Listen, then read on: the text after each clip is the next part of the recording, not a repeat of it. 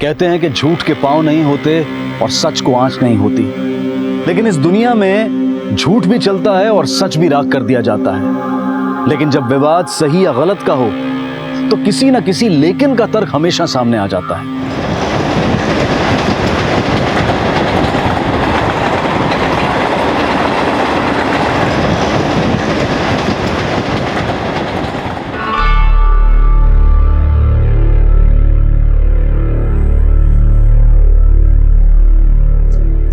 आहिस्ता से भाई, आहिस्ता से, कच्चे बाल हैं, उखड़ गए तो दाग पड़ जाएगा।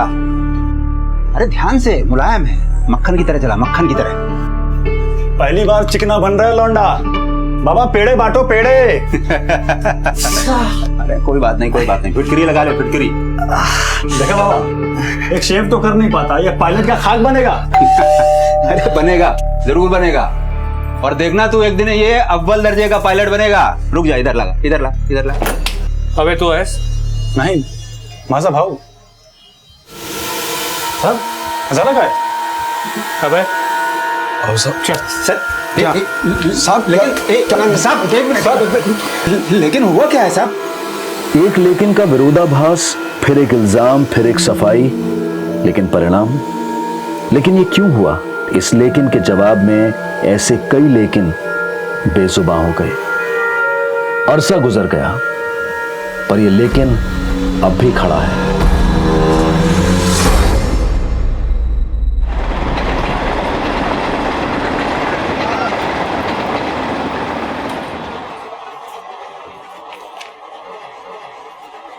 क्या ढूंढ रहा है?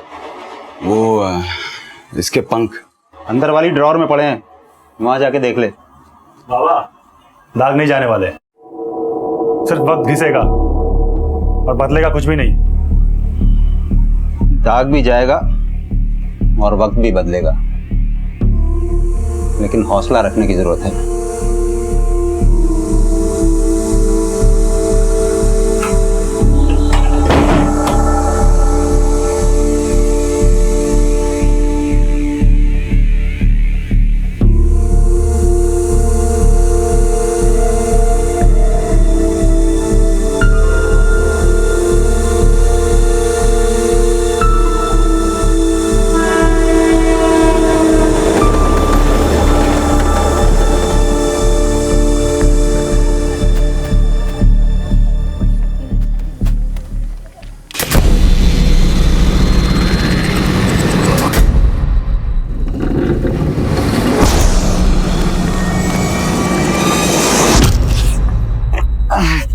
ऐसे क्या देख रहा?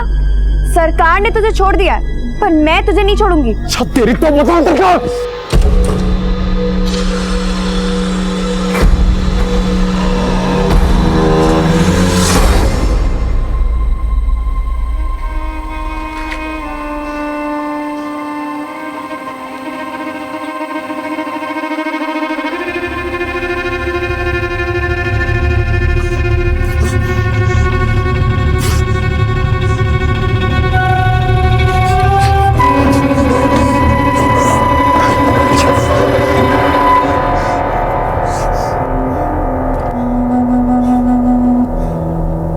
क्यों टूट गया हौसला? बाबा ना बेकार में तेरे से उम्मीद करते हैं। जो दाग तेरी वजह से हम पर लगा है वो कभी नहीं मिटने वाला।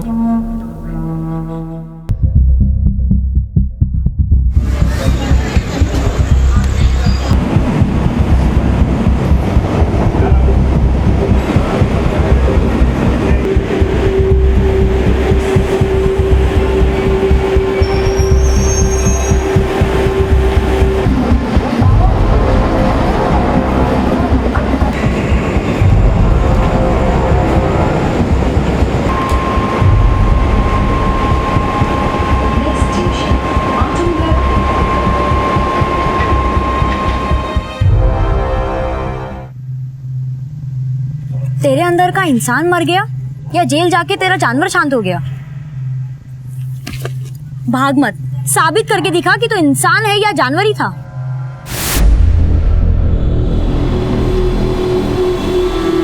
अरे चोर, रुको, चोर, पकड़ो, पकड़ो, चोर, चोर, चोर।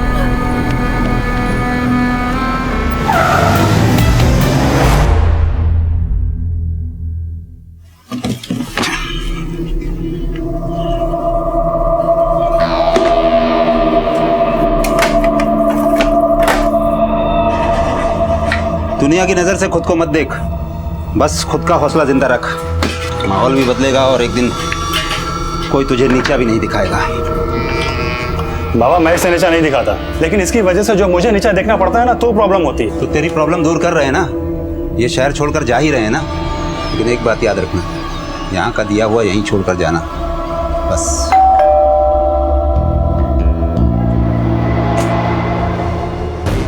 अब लेकिन हुआ क्या है? चल क्या हुआ सर? अब क्या हुआ है? सर हुआ तो, लेकिन सर अब सर सुनिए बात। अभय सर फिर से उसको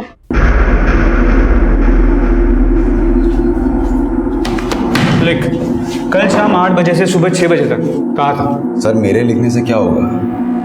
आपको जो सोचना है वो तो आप सोचोगे, तो आप ही लिख लो। सुधार करने जाके तो सुधरा नहीं, पक्का क्रिमिनल बन गया। साहब मेरे को बिना सबूत के क्रिमिनल मत बोलो आप। अच्छा, क्यों परेशान कर रहे हो सर? जाने दो ना, मेरे बाबा का बीपी हाई रहता है। अभी मैं नहीं जाऊंगा तो पड़ेंगे बाप फालतू में। जब बच्चा तेरे जैसा होगा तो बाप बेचारा करेगा क्या? पहले तो तू 18 से कम था, इसके लिए रेप करके भी 3 साल में बाहर आ गया।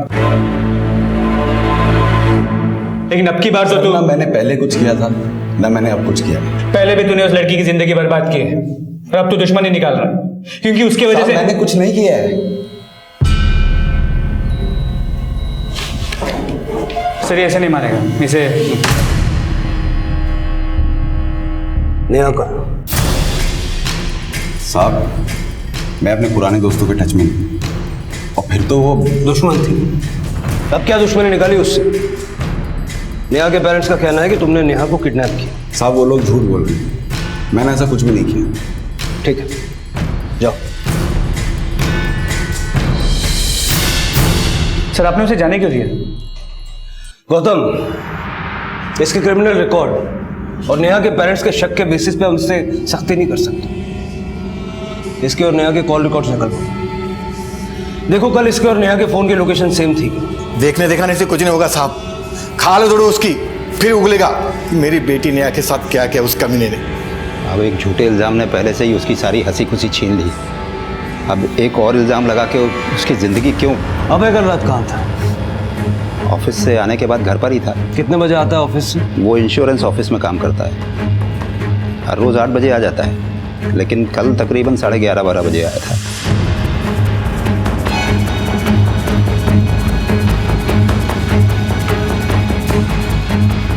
ठीक है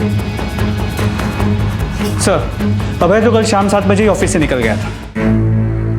अब बोल झूठा कौन है? अगर मेरी बेटी के साथ कुछ हुआ ना तो तुम लोग को सरेआम। साहब जल्दी से मेरी बेटी का पता लगाइए, छोड़ूंगा नहीं, देख लूंगा।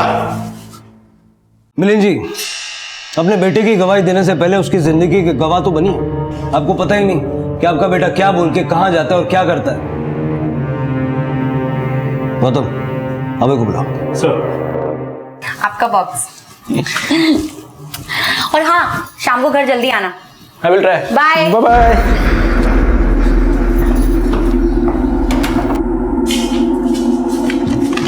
सर ये लोग क्या कह रहे हैं? तू कल शाम को ही ऑफिस से निकल गया था? हाँ बाबा, लेकिन इसका मतलब ये थोड़ी ना कि मैं कोई गुनाह कर रहा था। ये लीजिए टिकट, चर्च गेट से दादर, दादर से चर्च गेट और फिर चर्च गेट से बांद्रा। ये यहाँ से वहाँ कर क्या रहा था तू? अपने साये से भाग रहा था, कमीना पीछा ही नहीं छोड़ रहा। जो जुर्म नहीं किया उसके लिए भी सुधारा गया, लेकिन अफसोस की बात यह है कि सुधार के लिए जाने के बावजूद मुझे बिगड़ा हुआ समझा जाता है। अब आपको सबूत मिल गए, हम लोग जाएं? ठीक है, जाइए।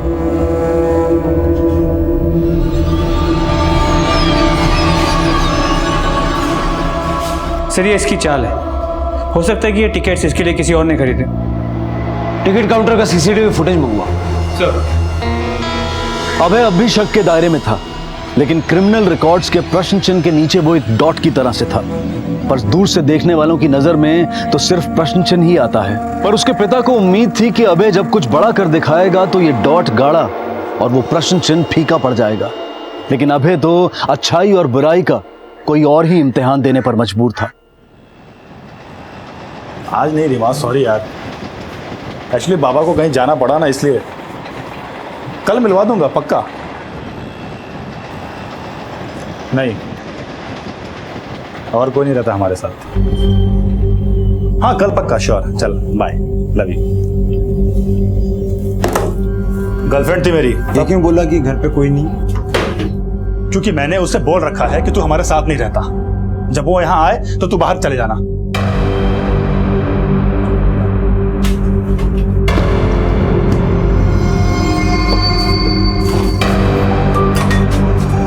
अरे भाई, अरे कहाँ जा रहा है? सुन,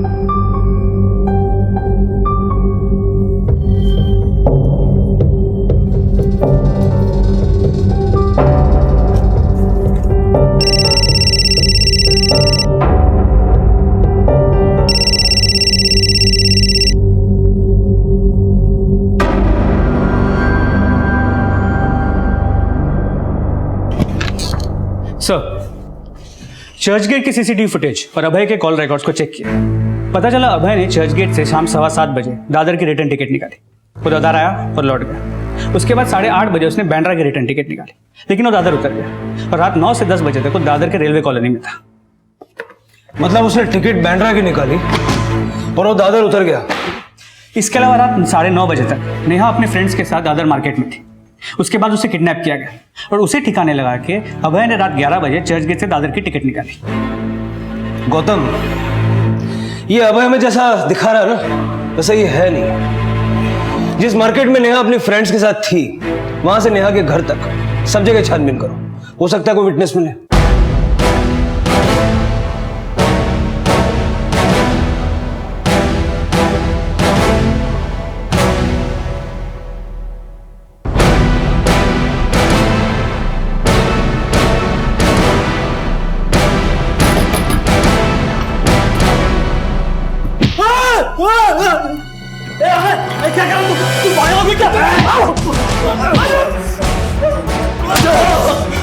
तू क्या?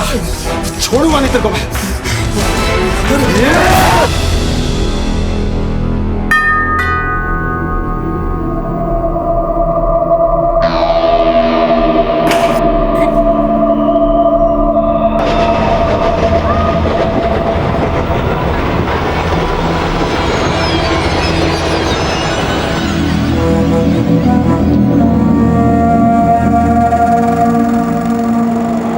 सर अभी तो नहीं, पर कुछ दिन पहले मैंने अभय के पास एक चाकू देखी थी सर।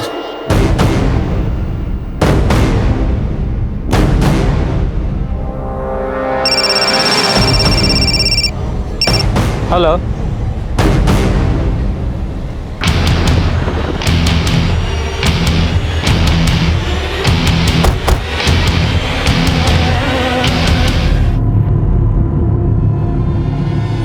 सर ऑफिस से जब घर आया तो दरवाजा खुला मिला। सर कैश जेवर सब चुरा ले गए। किसी पे कोई शक? कुछ समझ में नहीं आ रहा सर मुझे लगता है इस केस में भी अभय इन्वॉल्व है। वो कैसे? मैं नेहा मिसिंग केस में पूछताछ कर रहा था तो मोहल्ले में एक आदमी ने कहा कि उसने अभय को एक तेज नुकीले चाकू के साथ देखा था और इसका गला भी ऐसे ही एक तेज नुकीले चाकू से ही काटा गया है। दादर रेलवे कॉलोनी में रहता है, आपके मोहल्ले। अपने घर के आसपास कभी इसको देखा है? सर चेहरा तो देखा देखा सा लग रहा है, लेकिन एग्जैक्टली याद नहीं आ रहा सर। आस पड़ोस में पता करो इसको किसी ने देखा है क्या, और ये भी पता लगाओ कि इसके मोबाइल की आज की लोकेशन कहीं इसी मोहल्ले की तो नहीं है। सर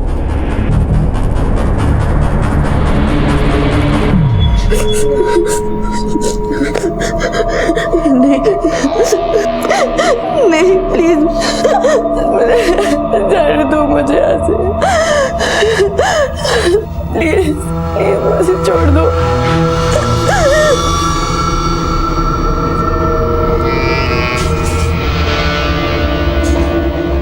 कहाँ गया था? अरे कम से कम फोन तो लेके जाना चाहिए था। कितनी टेंशन हो रही थी। अरे टेंशन लेना तो इसकी आदत है बाबा। 3 साल जेल में था तब भी टेंशन, अभी छूट के आ गया तब भी टेंशन। देख बात सुन, मुझे नहीं पता कि तूने नेहा का रेप किया है कि नहीं किया, लेकिन अगर तूने उससे किडनैप किया है तो फिर हमसे नाता तोड़ ले, समझा? अरे सुन, कहाँ जा रहा है फिर से? सुन तो।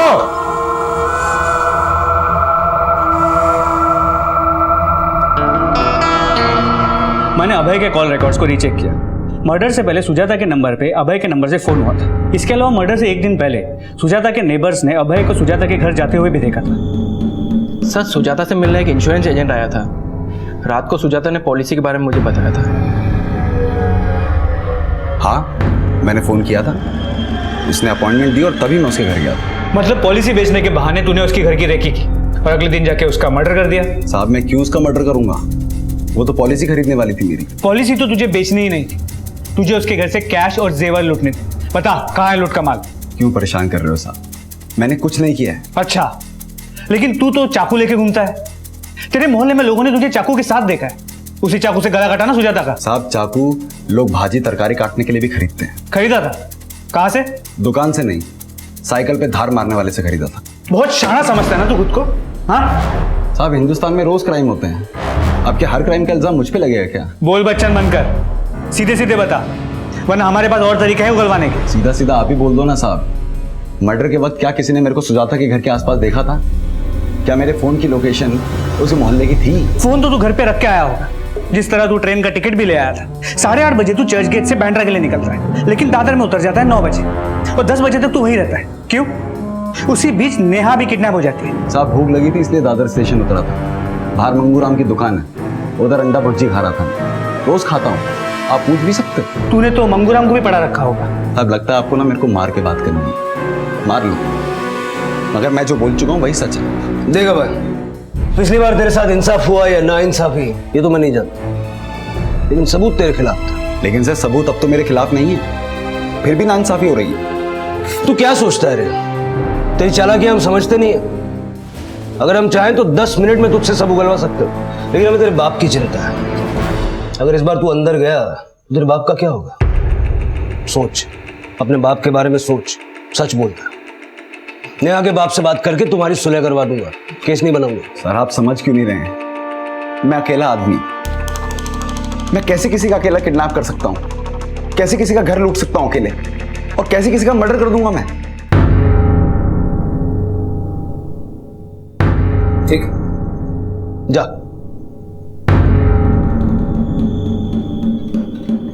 अपनी सफाई में एक इशारा खुद देकर गया ये। पता लगा ऐसा कौन हो सकता है जो इसका साथ दे रहा है और ये एक के बाद एक अपराध को अंजाम दे रहा है। सना और किरण, इन दोनों को अभय के फोन से अक्सर फोन होते थे। मैंने इनका बैकग्राउंड चेक किया। किरण अभय को माटुंगा के सुधार गृह में मिला था और सना पुणे में। ये किरण और सना एक दूसरे को पहले से जानते हैं और इन तीनों की दोस्ती हो गई। इन दोनों ने क्या क्राइम किया था? सना 3 साल पहले मलाड के सी व्यू लॉज से प्रोस्टिट्यूशन रैकेट में पकड़ी गई थी। किरण ने रैश ड्राइविंग करते हुए एक बुजुर्ग को गाड़ी ठोक दी थी, जिसमें उनकी मौत हो गई। कहीं ऐसा तो नहीं कि तीनों ने सुधार गृह से निकलने के बाद गैंग बना लिया हो? अभय का बदला लेने के लिए अभय और उसके दोस्तों ने पहले नेहा की किडनैपिंग की और अभी ये सुजाता का मर्डर और लूट। वो चाहे जितनी चालाकी कर ले, लेकिन उनकी एक छोटी सी गलती उनकी पूरी प्लानिंग का चिट्ठा खोल सकती है।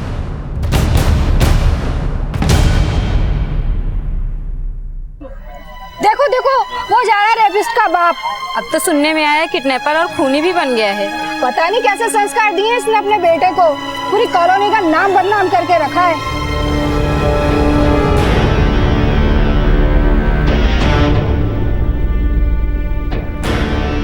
पता नहीं कैसे संस्कार दिए इसने अपने बेटे को। पूरी कॉलोनी का नाम बदनाम करके रखा है। बेटा कौशिक, आ गया तू?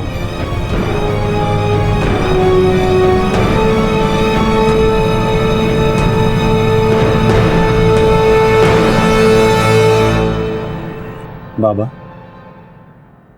आपको कभी पीते हुए नहीं देखा, तब भी नहीं जब आई गुजरी थी।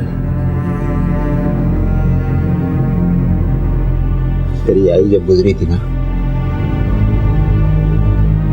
तब मैं इतना टूटा नहीं था, लेकिन आज पुलिस कहती है मैं जानता हूँ अभय के साथ नाइंसाफी होने के कारण उसके अंदर गुस्सा पनप रहा होगा और इसी की वजह से वो बदले की भावना में जल रहा होगा। उसने सच में तो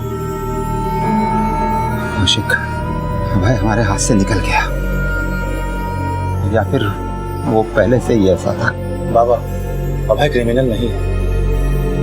लेकिन तू तो बाबा मैं इसलिए गुस्सा नहीं होता कि वो गलत है, बल्कि उसे इसलिए कोसता हूँ कि उसके साथ हुई एक नाइंसाफी की वजह से समाज ने हमें भी कटघरे में लाके खड़ा कर दिया। बाबा अभय कल भी निर्दोष था और अब भी निर्दोष है। आप प्लीज इस भरोसे को टूटने मत दो बाबा। अभय के पिता का भरोसा टूट रहा था, भाई का अपना एक तर्क था और पुलिस के अपने कुछ मापदंड। लेकिन अभय का नजरिया क्या था, इस लेकिन का जवाब इतनी आसानी से नहीं मिलने वाला था। अभी और कई अपराध अभय की छवि का प्रश्न चिन्ह और भी ज्यादा गाढ़ा करने वाले थे।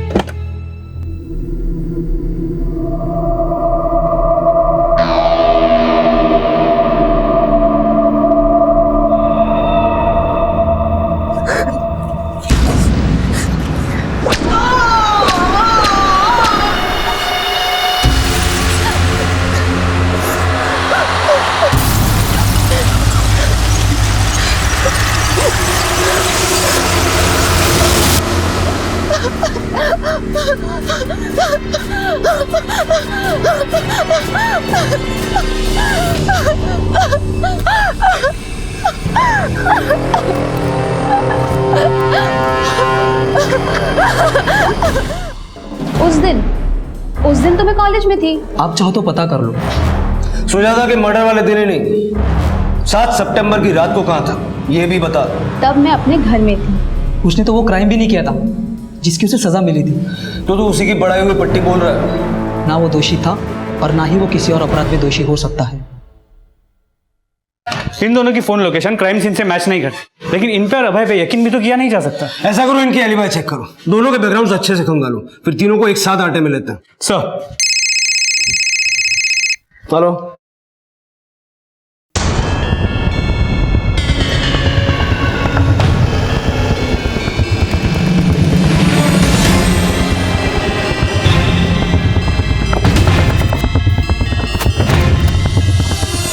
हटो हटो हटो हटो हटो फिर ये साइड में जी।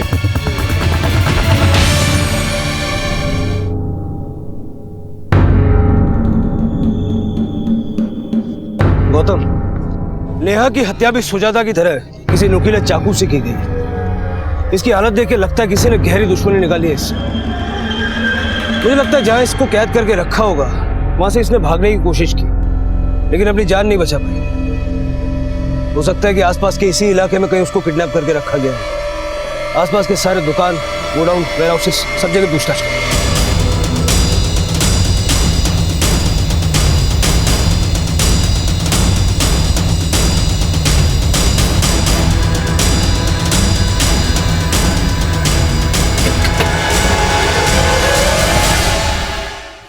कहाँ कर बेटा? अरे कमीने बाहर निकल, मेरी बेटी को मारता है।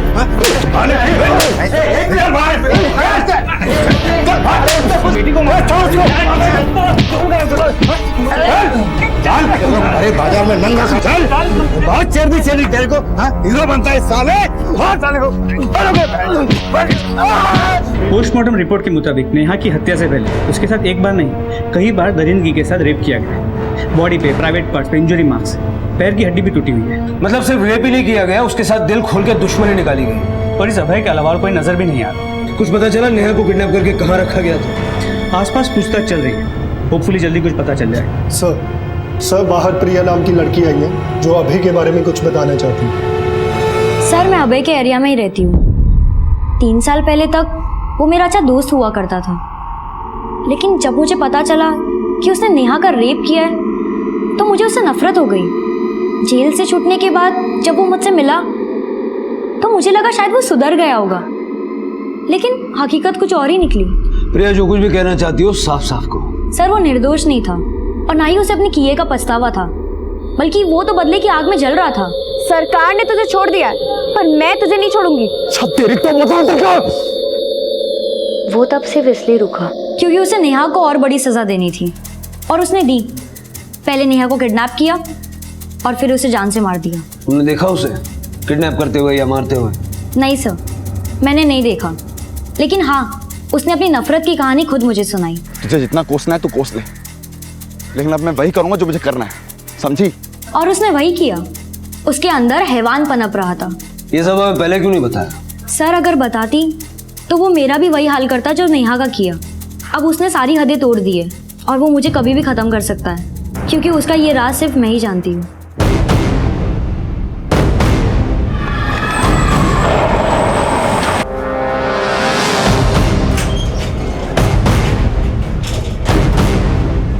बेटा तू आराम कर, आराम से लेट जा। मैं तेरे लिए कुछ दवाइयाँ और फल लेके आता हूँ, ठीक है?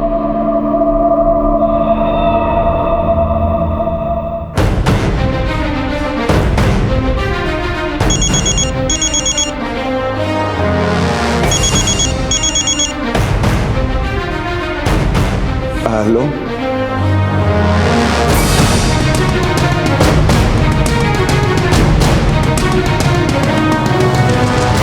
कहाँ है? सर अभी तो यही था।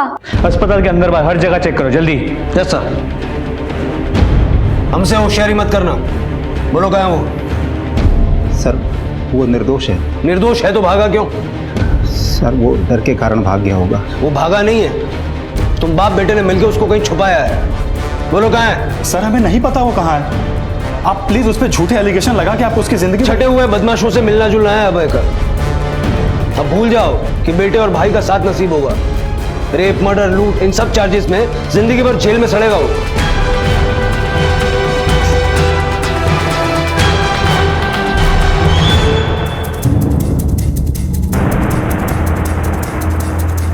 सर एक नंबर सामने आया है, किसी अवधेश का है। इस नंबर की लोकेशन नेहा की किडनैपिंग और सुजाता के मर्डर के लोकेशन के साथ मैच करती है। इस आदमी का एक गोडाउन भी है उस एरिया में जहां पे नेहा की लाश मिली थी। अवधेश? जी सर, पर ये गोडाउन कुछ दिनों से बंद भी है। Let's go.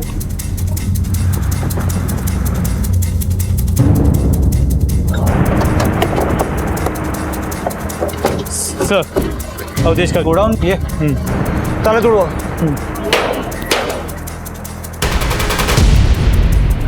लाइट लगाओ।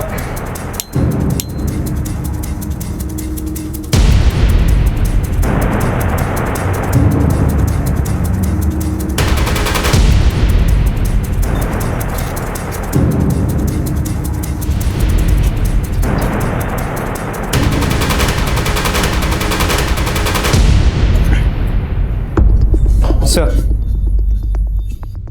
इसका मतलब नेहा को किडनैप करके यहीं रखा गया था। फॉरेंसिक को भेज दो।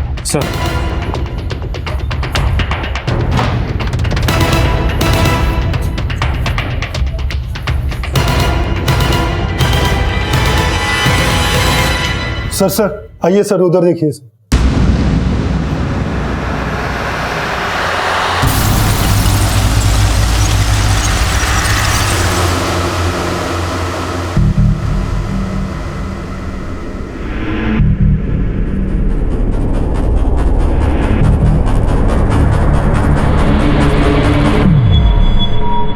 सर ये बॉडी गोडाउन के ओनर अवधेश की ही है। मैंने इसका बैकग्राउंड चेक किया तो पता चला चोरी, लूट और छेड़छाड़ के मामलों में कई बार ये जेल जा चुका है। खबरियों से ये भी पता चला है कि पिछले कुछ सालों में सुधार गृह से छूटे बच्चों को लालच देकर अपने गिरोह में शामिल कर लेता है। मतलब अभय, किरण और सना भी इसके साथ हो सकता है। सुजाता के मर्डर और नेहा की किडनैपिंग के दिन इसके फोन पे कई बार 10-10, 12-12 सेकंड के कई कॉल आए थे, पर ये कॉल्स किसी चोरी के सिम से किए गए थे। मतलब इस नंबर से अवधेश को लगातार अपडेट्स दिए जा रहे थे और ये कॉल्स और कोई नहीं, उसी की गैंग के क्रिमिनल बच्चे कर रहे होंगे।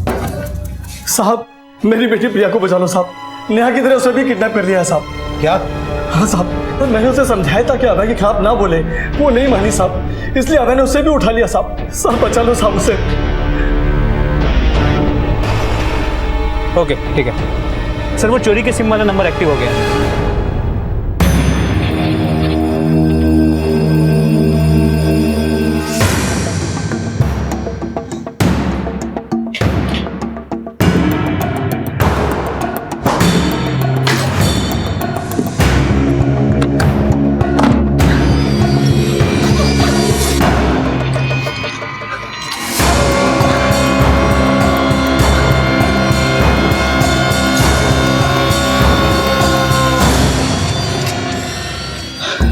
आज तो मजा आ गया।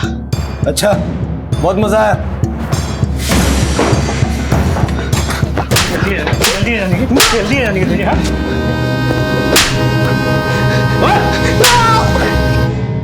नेहा को मैंने और मेरे दोस्त ने किडनैप किया था।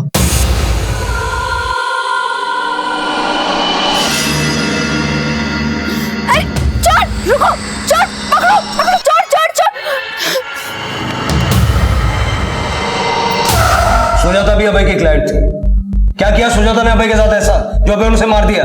साहब, सुजाता अभय की पॉलिसी लेने वाली क्लाइंट थी, लेकिन वो शिकार अवधेश उस्ताद की थी। अवधेश उस्ताद को मालूम पड़ा था उस घर में काफी माल है और पति के जाने के बाद वो अकेली रहती है। उस्ताद के गैंग के साथ वहाँ लूट की थी हमने। लेकिन सना और अभय, इनका इसमें कोई हाथ नहीं है, वो निर्दोष है सर। अब ये भी बता दे, प्रिया को कहाँ किडनैप करके रखा है? कौन प्रिया सर? अच्छा, अभय की इस दुश्मन को नहीं जानता? साहब मुझे नहीं पता, मैं सच बोल रहा हूँ। प्रिया कहाँ है? बोल शिरके।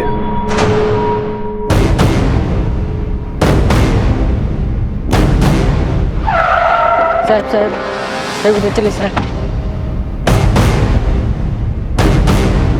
अरे मेरी बच्ची को मार दिया। अरे मेरी बच्ची प्रिया, अरे मेरी बेटी, अरे प्रिया मेरी बेटी। साहब उस कमीने ने मेरी बेटी को भी नहीं छोड़ा।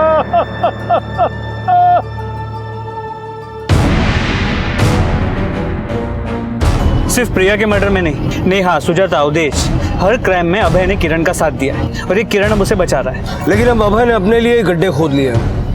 जब प्रिया लापता हुई तो उसके फोन की लास्ट लोकेशन इसी एरिया की थी। उसकी लाश भी हमें इसी एरिया में मिली। इसका मतलब है कि अभय हॉस्पिटल से प्रिया को किडनैप करने नहीं, उसे मारने के लिए भागा था। इस अभय को ढूंढो। अपने साये से भागने की दलीलें दे रहा था ना, लेकिन उसने खुद को अपने ही साये में दफन कर लिया था।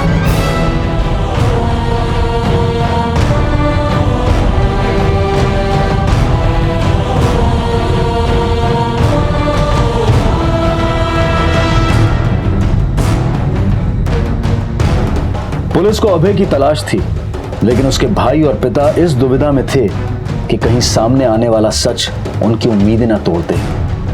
और इसी बीच प्रिया की पोस्टमार्टम रिपोर्ट आई। प्रिया की पोस्टमार्टम रिपोर्ट, उसकी हत्या दम घुटने से हुई। प्रिया के गायब होने का समय और प्रिया की मौत का समय भी मैच करता है। प्रिया की पोस्टमार्टम रिपोर्ट के हिसाब से उसके बॉडी पे और प्राइवेट पार्ट्स पे कई इंजरी मार्क्स हैं जो काफी पुराने हैं। हो सकता है कि पिछले कई महीनों से उसके साथ रेप हो रहा हो। साहब ये जरूर अभय ही कर रहा होगा। हाँ साहब, लेकिन प्रिया जब हमारे पास अभय की शिकायत लेकर आई तब उसने हमें ये क्यों नहीं बताया? शायद शर्म और अभय की डर की वजह से वो चुप रही होगी साहब। और उस कमीने ने मेरी बच्ची को हमेशा के लिए चुप करा दिया साहब। उस अभय ने एक बार मेरी जान लेने की भी कोशिश की थी। पता नहीं साहब उसे अचानक क्या हुआ, चाकू वहीं पटक के चला गया। कब हुआ था ये? 16 सितंबर? हाँ साहब, शायद यही तारीख। अभय 16 तारीख को प्रिया के बाप नरेश को मारने गया, लेकिन उसने मारा नहीं। अब जिस आदमी ने अभय के हाथ में चाकू देखा था, उस दिन को भी अगर हम 16 तारीख मान लें, सुजाता का मर्डर 16 तारीख को हुआ। बेरहमी से उसकी गला काट के हत्या कर दी गई, लेकिन प्रिया के बाप नरेश के साथ रहम दिखाया गया। सवाल ये उठता है कि अगर अभय ने नरेश को मारने की ठान ली थी तो वो कत्ल करने से कतराया क्यों? मतलब आप किरण के बयान को सही मानते हैं। नेहा और सुजाता के मर्डर में अभय का हाथ नहीं है, लेकिन प्रिया, उसका मर्डर और अभय का फरार हो जाना। सर इस कहानी में लेकिन का संदेह अब भी खड़ा है। गौतम, लेकिन का संदेह तो प्रिया के बाप नरेश के बयान में भी है। पहले उसने कहा कि उसने अपना मुंह अभय के डर से नहीं खोला, लेकिन बाद में उसने ये भी कहा कि अभय उससे डर गया और उसे बिना मारे चला गया। इस रात से तो पर्दा तभी उठेगा जब ये अभय हमारे हाथ लगेगा। सर अभी कुछ देर पहले अभय का फोन ऑन हुआ और उसने अपने बाप को फोन किया। साबित करके दिखा कि तो इंसान है या जानवर ही था।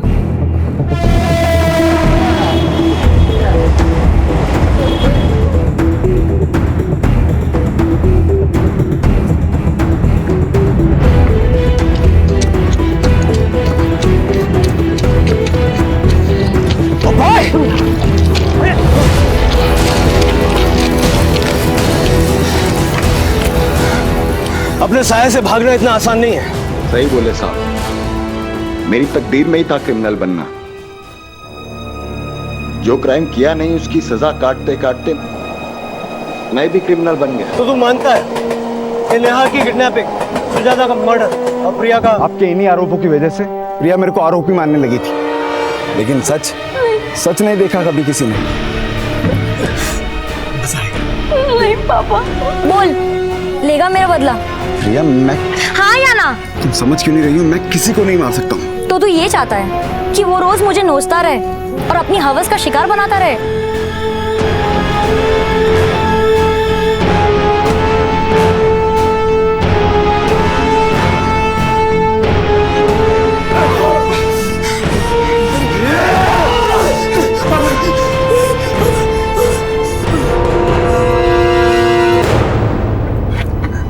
तूने पुलिस को झूठ बोला सिर्फ इसलिए कि मैंने तेरे बाप का मर्डर नहीं किया। तूने जानबूझ के नहीं मारा क्योंकि तुझे कोई फर्क ही नहीं पड़ता कि वो मेरा जिस्म नोचे या गला घोटे। तुझमें अपने बाप के खिलाफ तो सच बोलने की हिम्मत हुई नहीं, लेकिन मेरे बारे में झूठ बोल दिया तूने। हाँ, तू क्रिमिनल होके मुझे अपनाना नहीं चाहता, फिर कोई भला आदमी मुझे कैसे अपनाएगा? क्रिमिनल तू बना रही थी मुझे अपने बाप का मर्डर करवाकर। तू नेहा का रेप करके उसका मर्डर कर सकता है, एक औरत का गला काटकर उसका घर लूट सकता है, और एक राक्षस को मारने में तेरा हाथ कांपने लगा है। तुम्हें अच्छे से मालूम मैंने नेहा का रेप नहीं किया है। मैं गलत सोचती थी, लेकिन असलियत यही है कि तू एक रेपिस्ट है, खूनी है। प्रिया चुप रह। चिल्ला मत, तू एक रेपिस्ट है, खूनी है, और ये चीख के मैं सबको बोलूंगी और तेरा सच सबके सामने लाऊंगी, देख लेना।